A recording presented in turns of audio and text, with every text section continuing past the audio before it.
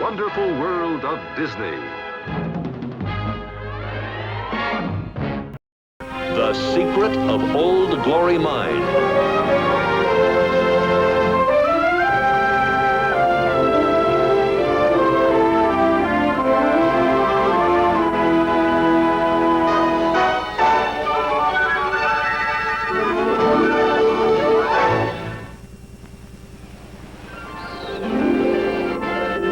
If you go poking around the back country of Arizona, you'll find plenty of used-up ghost towns like these. Now, the men who used to live here could have told you great stories about the way it was. Our story is about the way it is today, here in the town of Glory, Arizona, where the only livable house lodges the town's total population, a man named Charlie Jackson. Charlie's manager of the municipal water system, head of all local air traffic, and just about everything else in town.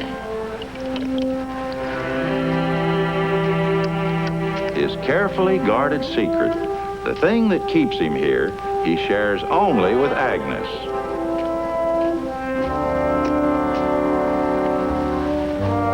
They've got a lot in common. Both cantankerous as mules. Neither one much for gabbing.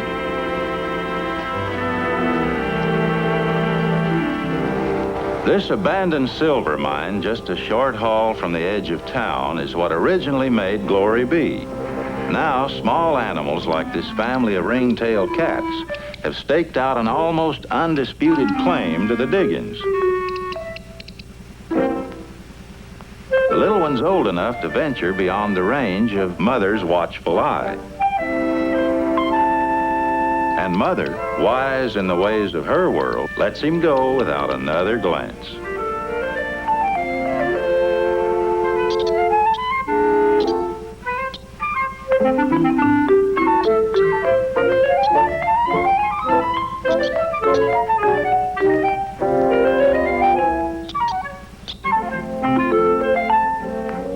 Ah, cornered. Well, almost cornered. Now the big decision. Back there, home.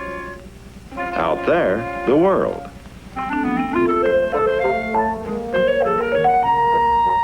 They call these ring-tailed cats coon cats, civet cats, mountain cats, cat squirrels, or cacomissals.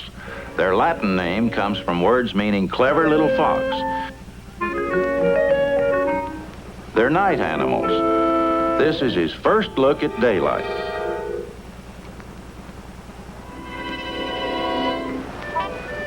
There are things out there he's just got to see. Creatures he's never seen before in all of his young life.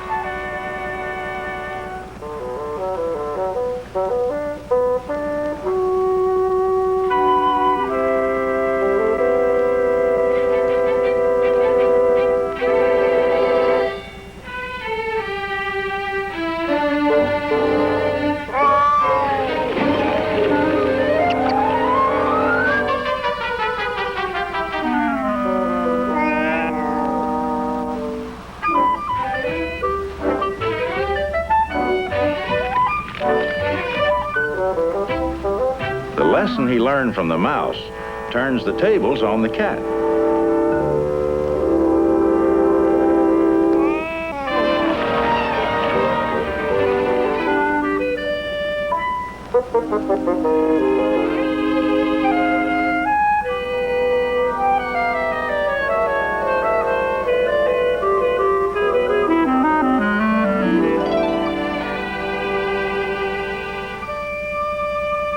Something tells the little ringtail that these odd-looking tree sleepers might not mind putting him up for the night. Called coatis, you'll find them all over the Southwest.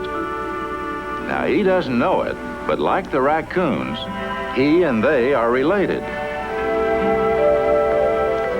Nevertheless, they're not about to let him have one of the upstairs rooms, so the basement will have to do.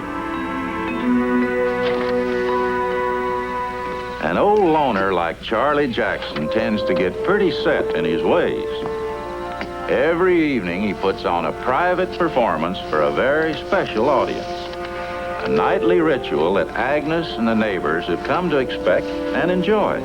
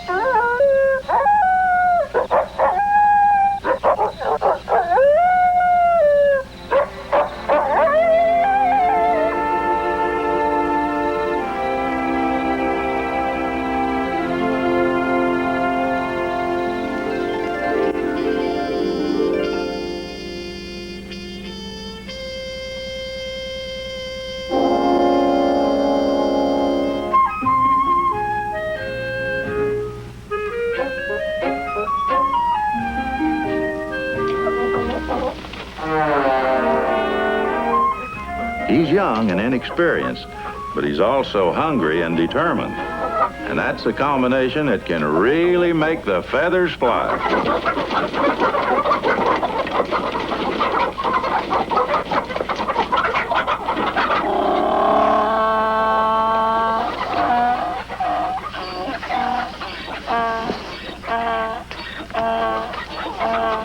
His very first eggs are liable to be his very last.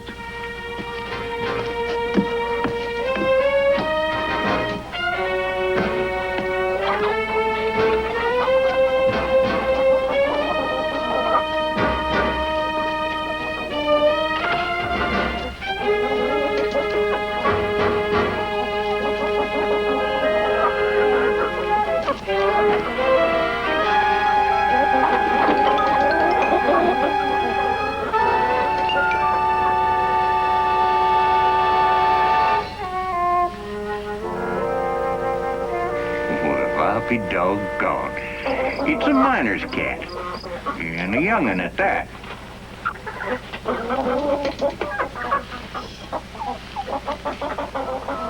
Take it easy, boy.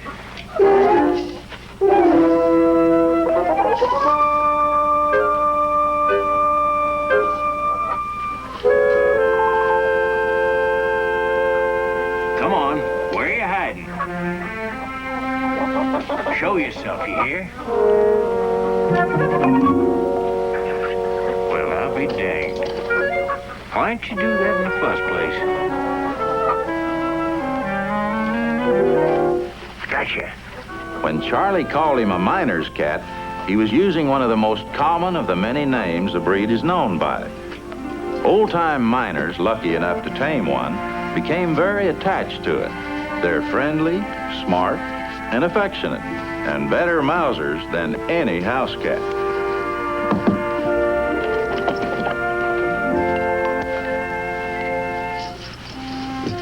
But one old miner's happiness is one young ringtail's misery. The birdcage may have been okay for the canaries that used to warn of gas in the mines, but it's tight quarters for an active miner's cat. With that ringtail, there ain't but one name for you, and that's Ringo. Howdy, Ringo.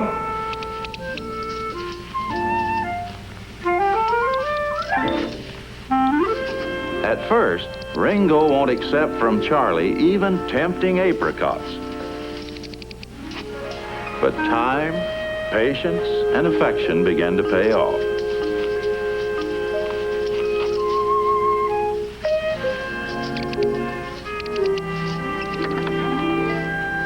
Finally, the day of the big test.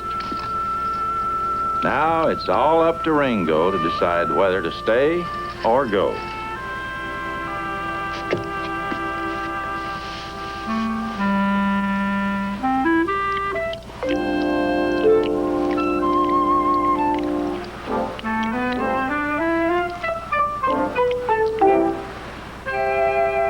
The population of Glory, Arizona has just exploded by one.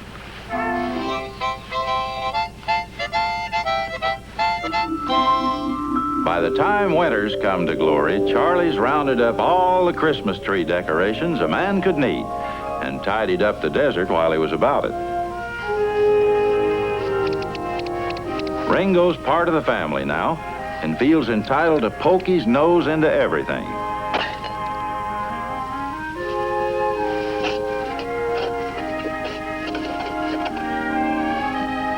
With his whole family around him, it's the most sociable Christmas Charlie's ever had. While Charlie loads up for a visit to his secret bonanza, Ringo takes off to explore the old assay office across the street.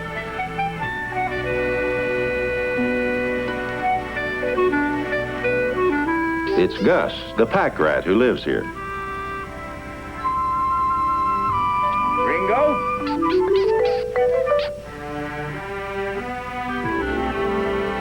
Ringo!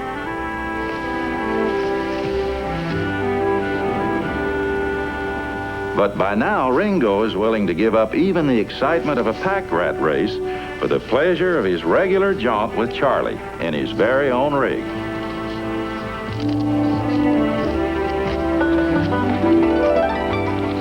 Every time he takes this trip, Charlie makes dead sure beforehand there are no snooping strangers within prying distance. Agnes knows his secret, and now Ringo's in on it, but they won't talk.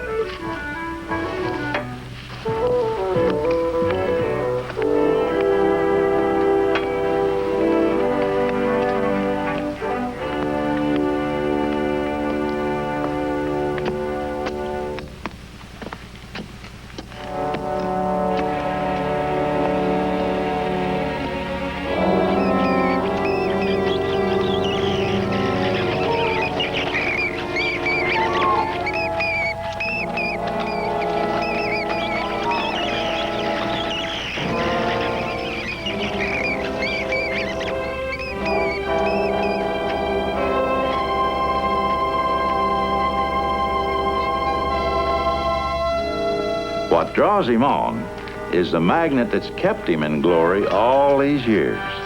Charlie's treasure trove, cleverly hidden, unsuspected by anyone else.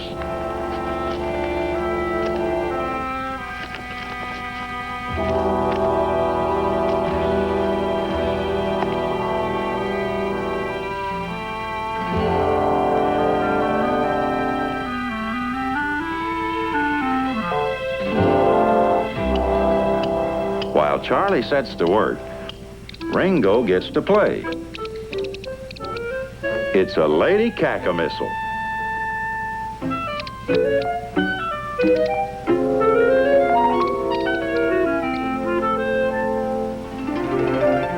All Charlie wants is enough money to keep his belly full, so he only fills up his sack a few times a month. He figures that way, the vein should hold out at least as long as he does.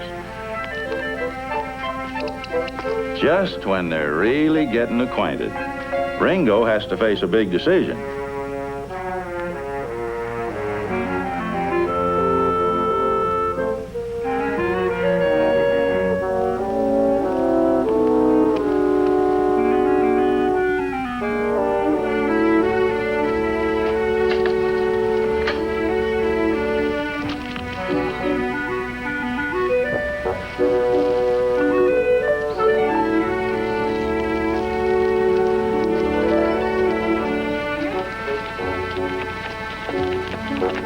It's the perfect setup for Charlie Jackson.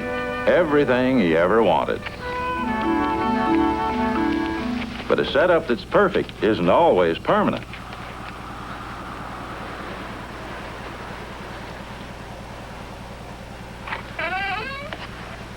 Now, what's a young upstart like that poking his nose in here for?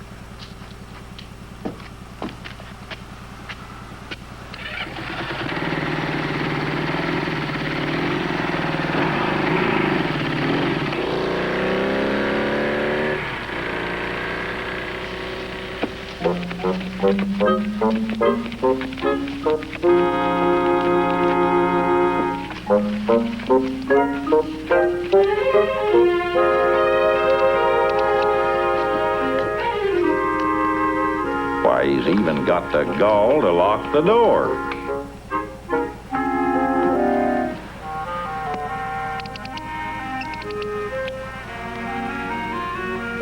Though curiosity killed a cat, Ringo's not worried. He's a caca-missile.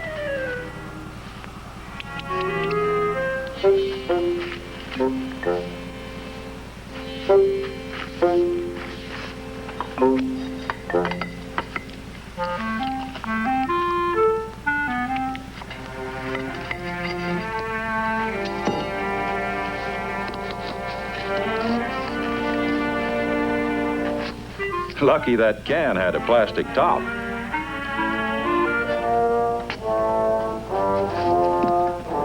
To Charlie, there's no question of right or wrong in what he's doing. It's just a question of survival. But his chances are getting dimmer and dimmer. That truckload of the latest equipment belongs to the new breed of young mining engineer. He could put the old-timers' pick and shovel operation right out of business.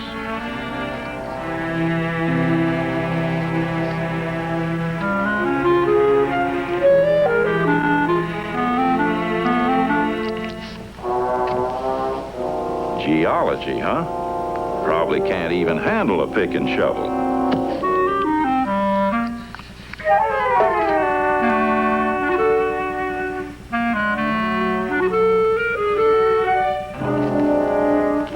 Looks like the stranger's gonna be working uncomfortably close to Old Glory.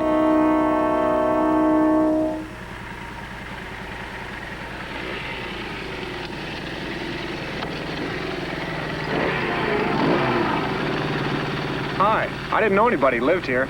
I'm Pete Martin. Hey, wait a minute.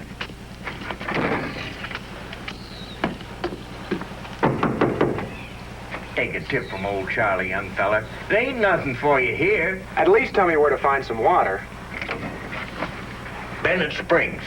It's 10 miles due east. And if I was you, I'd keep right on a going.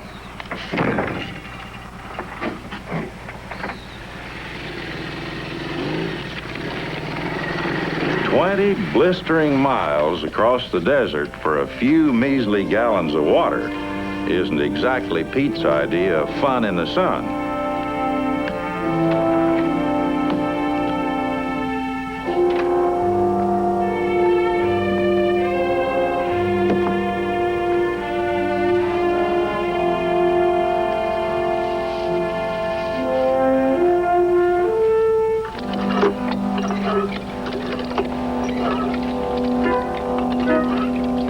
His mood isn't improved a whole lot by the discovery that the local water shortage may not be quite as bad as Charlie made it out to be.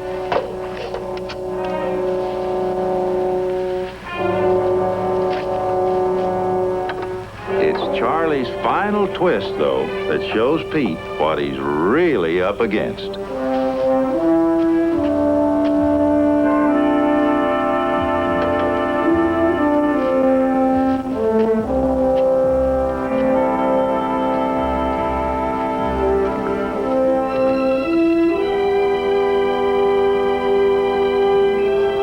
Once again, it's time for Charlie's Sunset Serenade.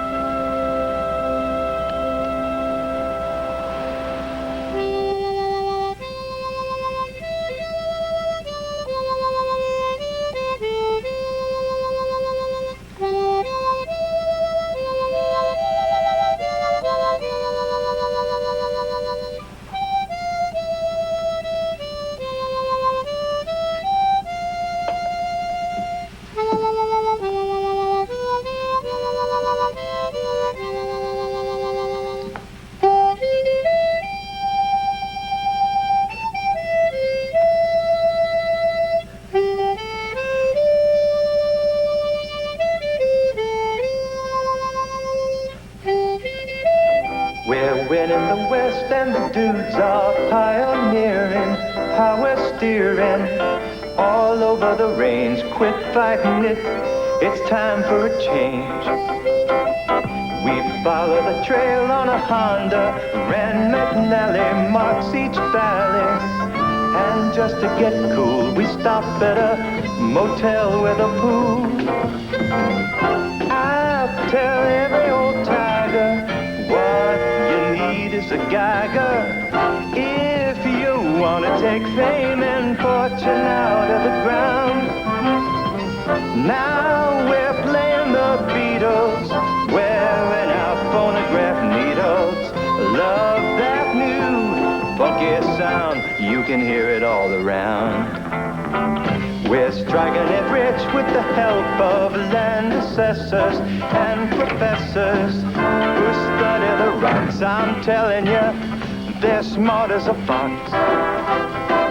We never depend on a gun, but we're sharpshooters with computers. And may I suggest, old timer, we're winning the West.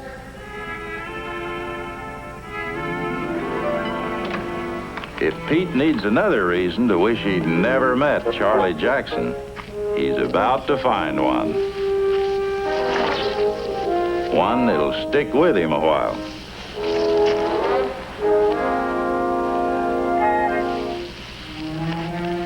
Naturally, whatever makes Pete miserable, he blames on Charlie. And whatever bugs Pete, that's what makes Charlie a happy man.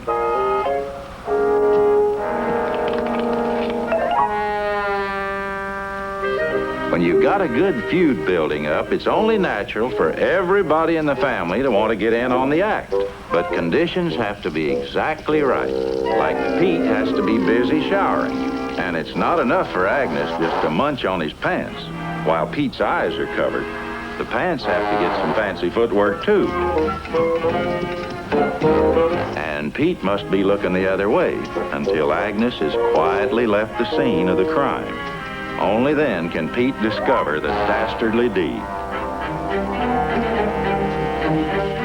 And of course, whatever makes Pete miserable, he blames on Charlie. Well, you wouldn't expect him to blame Agnes, now would you?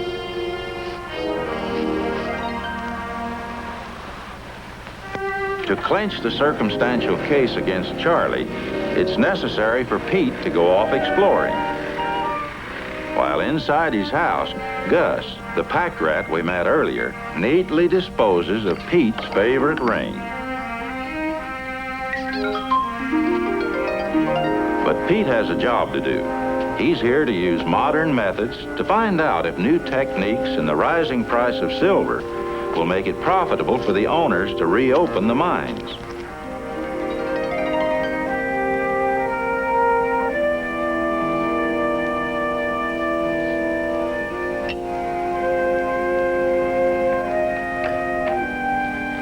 The smaller mines surrounding Old Glory are completely played out. I hope to have better results in Old Glory itself. There are at least a dozen main shafts and interconnecting tunnels.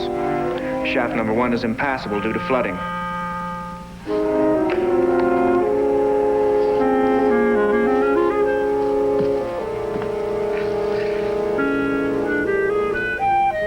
Old Glory is next on his list.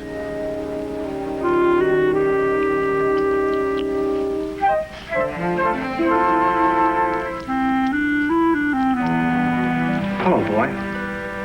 You're Charlie's pet, aren't you? Looks like you and I have something in common. You're not a bit bashful. You know, yours is the first friendly face I've seen since I came here, and it's just my luck that you can't talk. Ringo? Ringo! So your name's Ringo. Go on, Ringo. Go to Charlie. Ringo!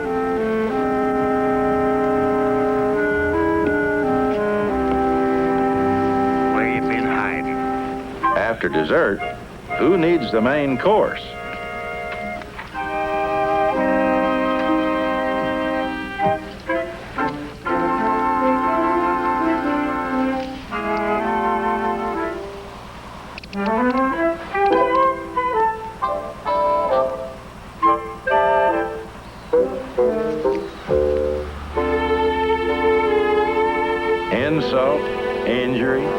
And now pet theft. Clearly a federal case.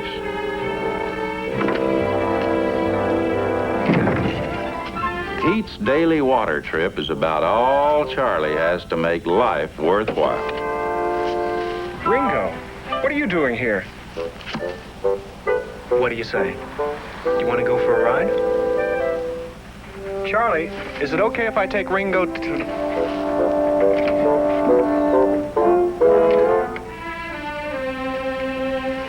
If I go over there, he's not going to answer the door, so you might as well come along.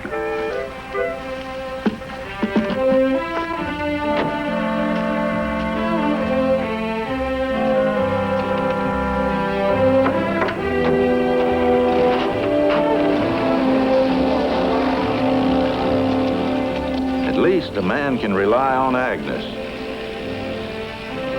She hates apricots.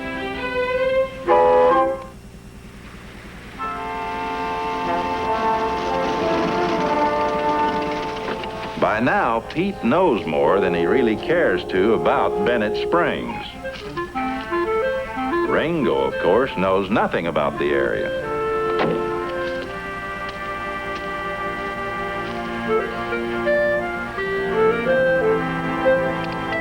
A Gila monster taking the sun. With a venomous customer like this, curiosity could kill a cacomissile.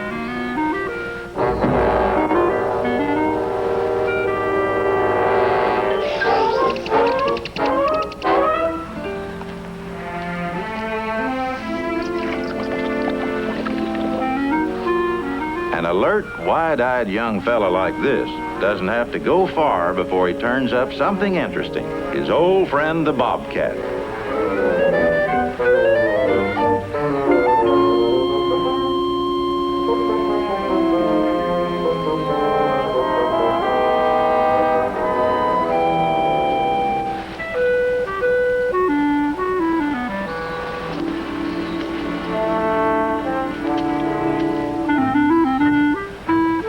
There's one thing this breed can't resist. It's a small, tempting hole in the ground. Sorry, this one's occupied.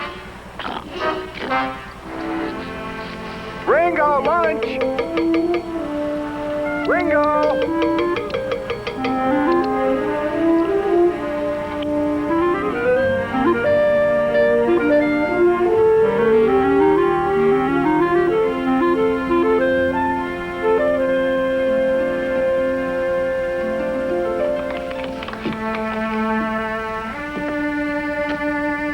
Could be the air in Pete's back tire just happened to leak out. Or maybe somebody stuck a knife in it. Could be any one of the people who live around here. It's hard to say. Whenever Pete gets ready to take off, Ringo's torn between loyalty to Charlie and a natural craving to be on the go. Naturally, nature wins.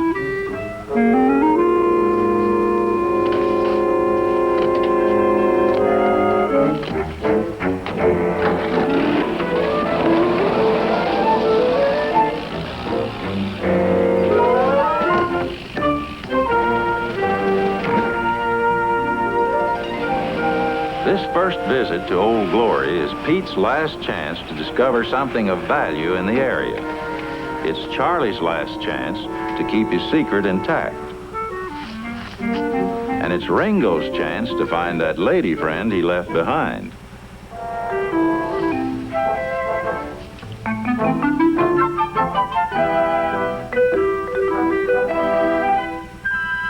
She remembers.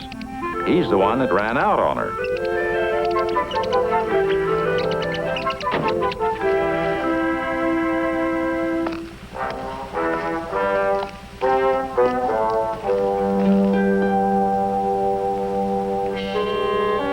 Meanwhile, Charlie comes to the moment of truth.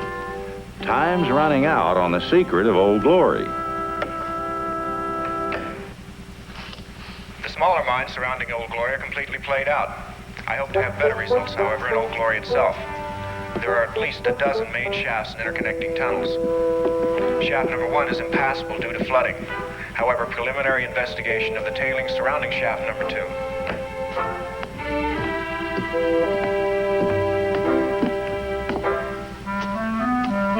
As usual, he takes care there's no trace left to show that anyone's been inside.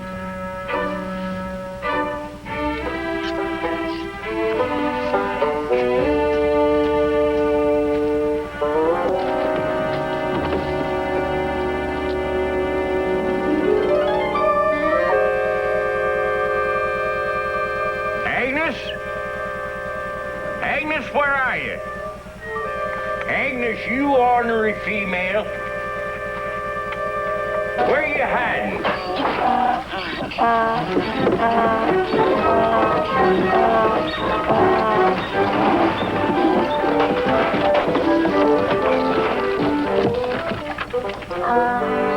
How did you get in here? Like he planned, no trace left to show that anyone's been inside. Oh, no.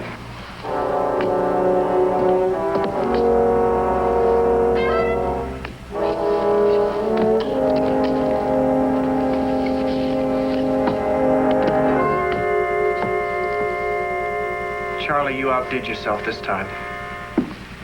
It ain't like it seems. I can explain. I've given you the benefit of a doubt for the last time. I told you I can explain. It's too late for explanations. I'm giving you fair warning, Charlie. Breaking and entering and vandalism are criminal offenses. You so much as come near this office again, and I'll bring in the sheriff.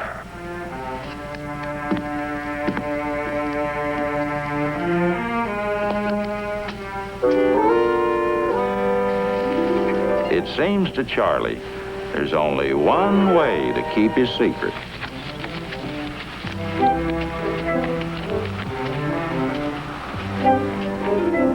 Ringo and the lady have been happy together in the dark tunnels of the Old Glory mine.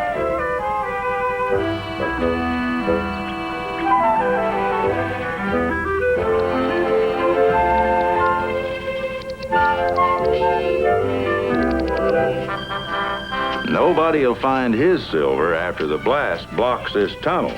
Later, after Pete's gone, he can dig it open again.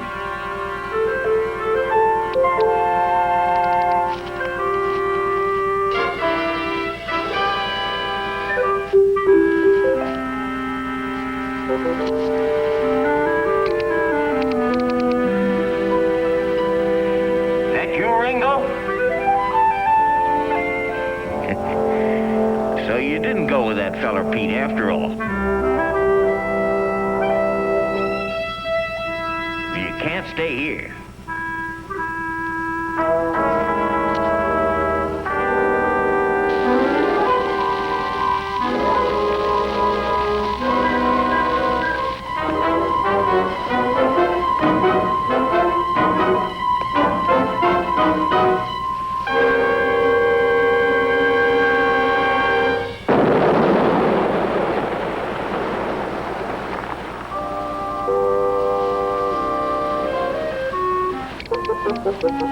Ringo, come back here. Ringo, don't go in there. Charlie knows better than to risk going into an old mine so soon after an explosion. But Ringo doesn't. Ringo?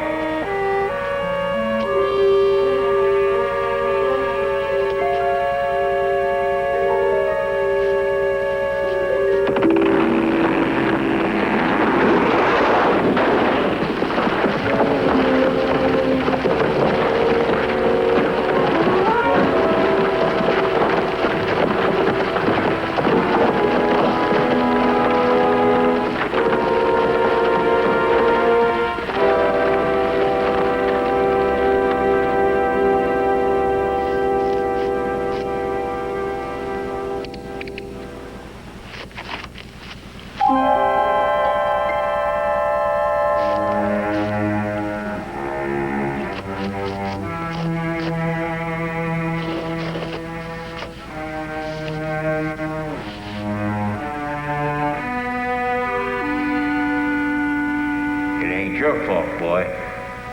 I reckon that young feller Pete was right. I'm just a stubborn old man living in the past.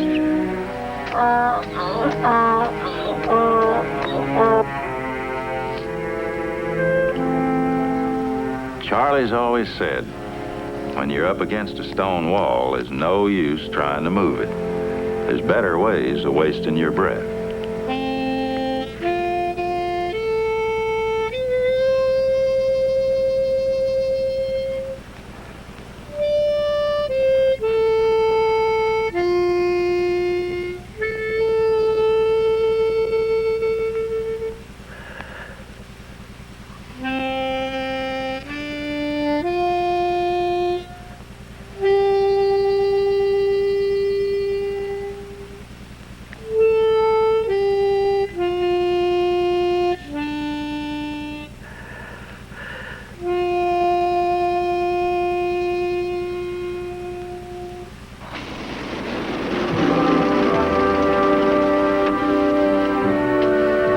After a long day in town getting his microscope fixed, Pete's in no mood for trouble.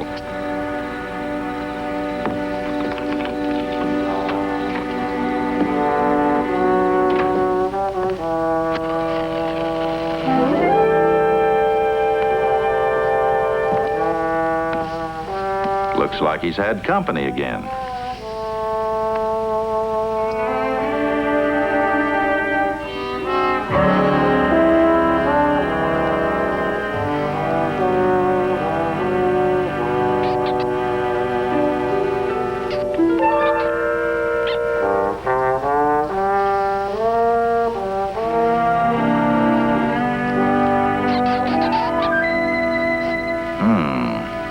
So it wasn't Charlie. It was Gus. Well, Charlie'd never take a prize for most lovable character anybody ever met. But maybe the time's come to put out feelers for a peace conference. Charlie?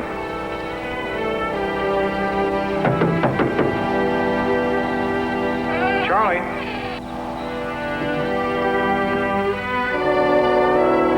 Funny. Charlie's always here by this time of night.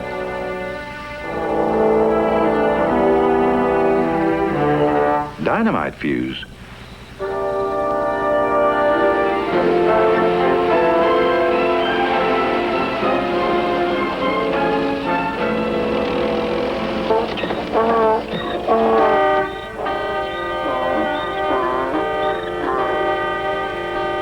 What do you expect? Us to come out and meet him?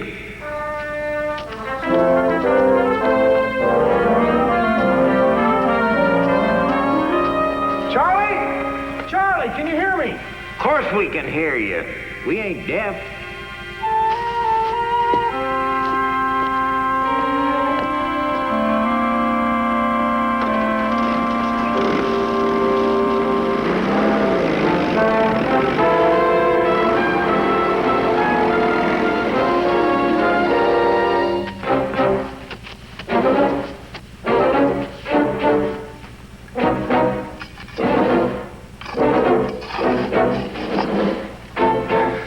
Charlie, we'll never dig through this. I'm going for help. There ain't time. The air's already going stale in here.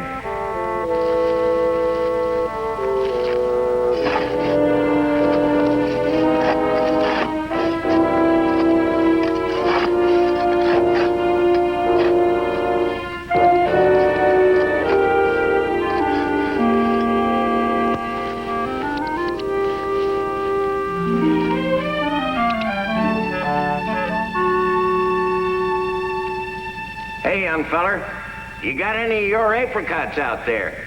Apricots? Yeah, why? Well, get 'em. What for, Charlie? What good is that? Stop asking questions and listen. Get that can and beat on it for all you're worth.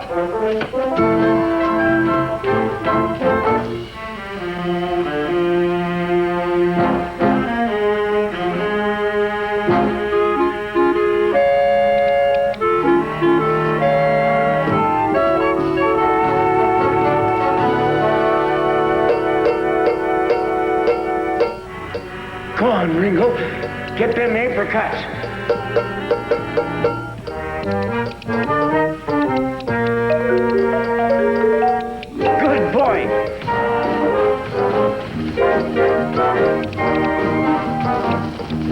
Keep going. Keep going.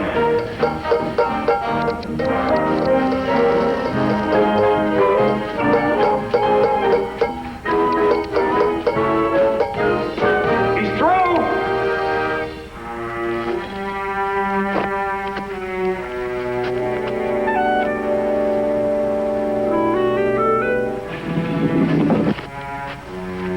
Okay, now tie that cord to your winch cable.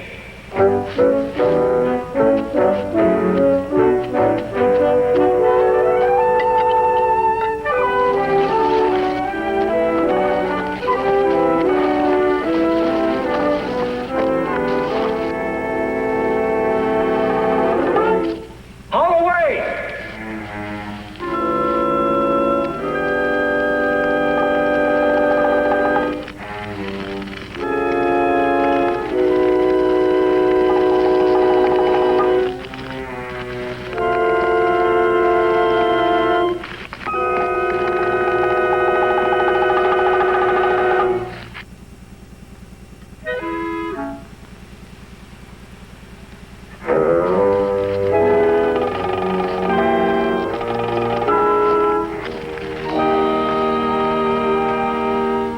Got it.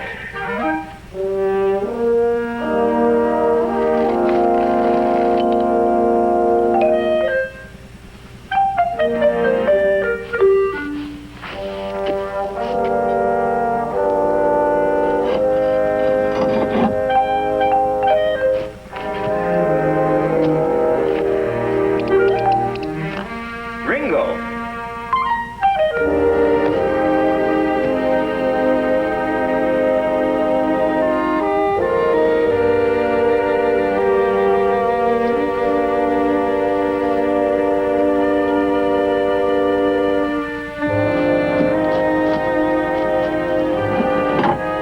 Haul away, boy.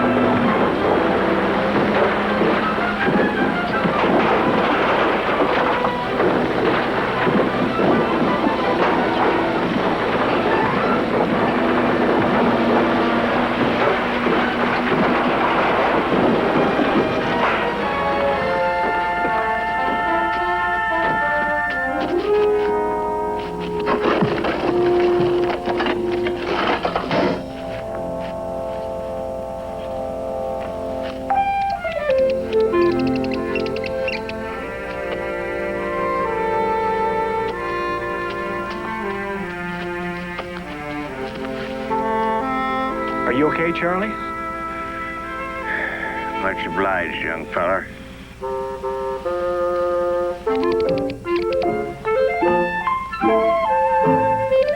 From here on, Ringo's lady will do her best to keep him in the dark.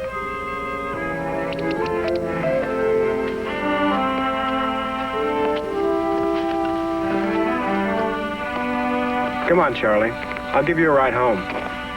I walked up here. I reckon I can walk home. Lovable old Charlie. Nobody's gonna change his character just by saving his life. Charlie's hopes of remaining the one and only citizen of glory have just about hit rock bottom.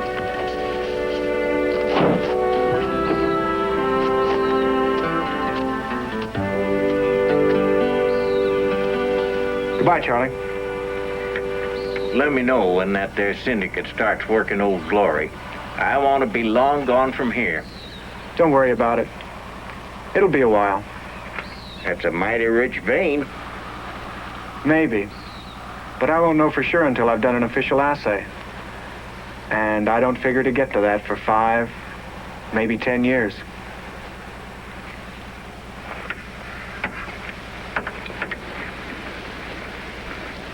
I put the water pump back. It's too heavy for an old codger like you to haul around. Goodbye, Agnes. Where's Ringo? Oh, he's around here somewhere. Afraid he's got new interest. Tell him goodbye for me. The men who used to live here could tell you stories about the way it was. But this is the way it is today in the town of Glory, Arizona.